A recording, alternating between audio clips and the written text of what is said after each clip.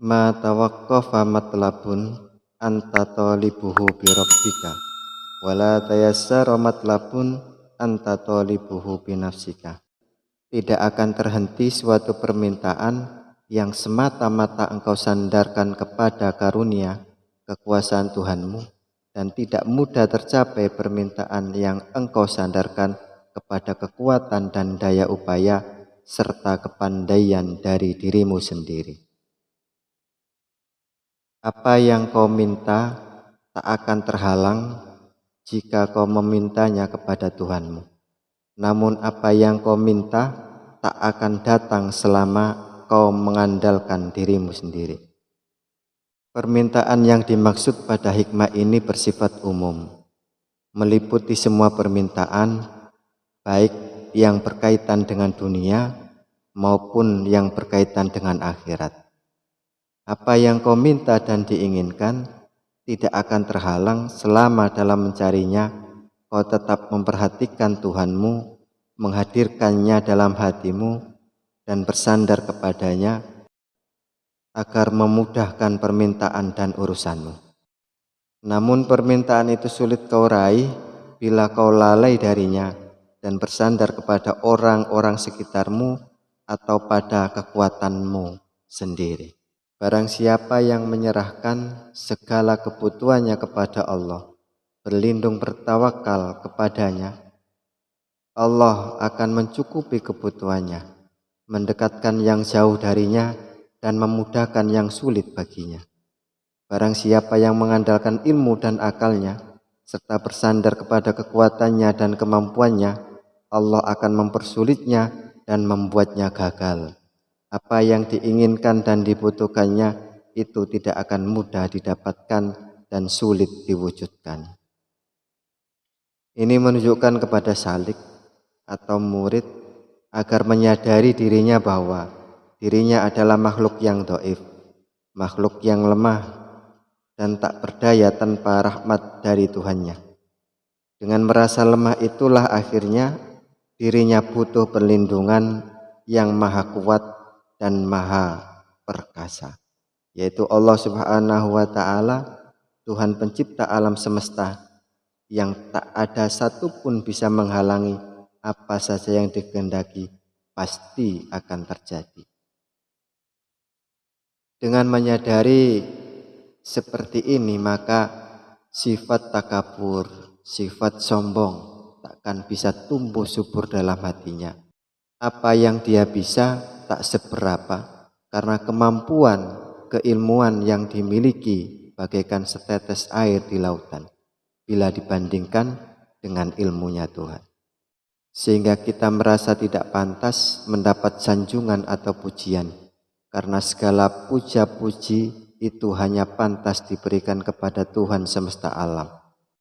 Sehingga dari dasar relung jiwa kita terlontar sebuah kata, Bismillahirrahmanirrahim, Alhamdulillahirabbil alamin, bahwa segala puja dan puji itu hanya untuk Allah Subhanahu wa Ta'ala, Tuhan semesta alam. Ar-Rahmanir-Rahim, yang maha pengasih lagi maha penyayang. Maliki Yaumiddin, yang merajai di hari pembalasan, karena dia adalah yang maha perkasa di antara yang perkasa, maha berkuasa di antara segala yang berkuasa. Sehingga dengan demikian maka dalam hati kita akan berserah diri. Iyyaka na'budu, hanya kepadamu kami menyembah. Tak ada satupun yang kami sembah kecuali Engkau ya Allah, Tuhan semesta alam. Wa iyyaka nasta'in, dan hanya kepadamu lah kami memohon pertolongan. Bukan pada yang lain, tapi kepada Allah Subhanahu wa Ta'ala. Pertolongan apa yang kita minta? Ihdinas siratal mustaqim, agar kita selalu diberikan hidayah, ditunjukkan jalan yang lurus. Siratal ladzina an'amta alaihim, yaitu jalan orang-orang yang telah Engkau beri nikmat di atas mereka. Ghairil maghdubi alaihim, bukan jalan orang-orang yang Engkau murkai. Waladhdallin, dan orang-orang yang sesat. Syekh Ali Baros menerangkan secara rinci 3 jenis manusia yang dimaksud dalam kaitannya dengan doa, yaitu 1. Orang awam, orang umum. Orang awam ini memandang doa sebagai alat pengabulan permohonan mereka. Mereka menjadikan terwujudnya permintaan mereka sebagai puncak dan tujuan akhir doa mereka. Kelompok yang kedua yaitu khawas, orang-orang tertentu, memaknai doa sebagai perwujudan kehambaan.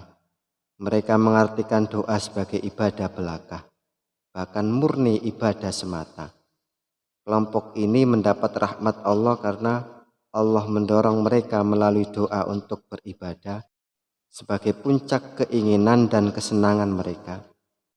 Mereka senantiasa bermunajat dengan Allah melalui pemaknaan mereka atas doa. Kemudian kelompok yang ketiga yaitu kelompok khawasul khawas, hamba Allah yang paling istimewa. Jadi khusus di antara yang khusus. Mereka memandang doa sebagai sambutan dan keramahan Allah Subhanahu wa taala terhadap mereka, di mana Allah menjawab labbaika ya abdi atas seruan mereka ya Rabbi. Suatu hari Nabiullah Musa alaihissalam pernah bermunajat, wahai Tuhanku, labbaika, jawab Allah dengan kehangatan. Tuhanku, apakah sambutan keramahan ini khusus untukku atau umum untuk hamba-hambamu? Tanya Nabi Musa alaihissalam. Kemudian Allah menjawab, untuk semua orang yang memanggilku, untuk setiap orang yang memanggilku dengan seruan, ya Rabbi, ya Tuhan kami.